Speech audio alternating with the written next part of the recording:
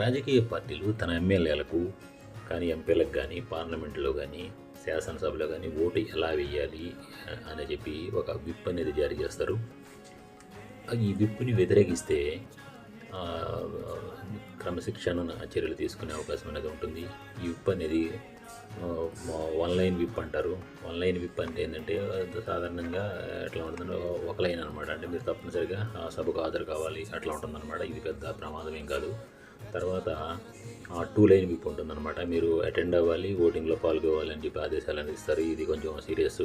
తర్వాత 3 line whip అని ఉంటుందన్నమాట. ఇది కఠినమైంది. అంటే ఏంటంటే ఓటింగ్లో పాల్గొవాలి, సభకు ఎట్లయినా రావాలి, దీన్ని వ్యతిరేకిస్తే ఉల్లంఘన కింద వచ్చే అవకాశం అనేది ఉంటుందన్నమాట.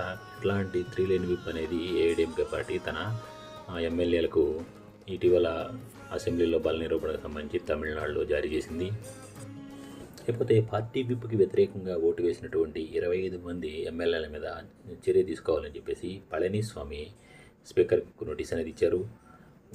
ఇకపోతే రాజ్యాంగంలో 10వ షెడ్యూల్లో పారా 2(1)B కింద ఏం చెప్తారంటే, ఎవరైనా కూడా శాసనసభ్యులు పార్టీ ఆదేశాలకు అంటే విప్పుకు వ్యతిరేకంగా ఓటు వేస్తే లేకపోతే ఓటుకు దూరంగా ఉన్నా కూడా అతడు అనర్హతకు గురవుతాడు. అంటే యాంటీ డిఫెక్షన్ అనేది ఉందన్నమాట. అయితే ఓటు వేసిన తర్వాత 15 రోజుల్లో పార్టీ అతన్ని క్షమించి వదిలేస్తే అతడు అనర్హతకు గురికాడని కూడా ఒక సబ్ క్లాజ్ కూడా ఉందన్నమాట.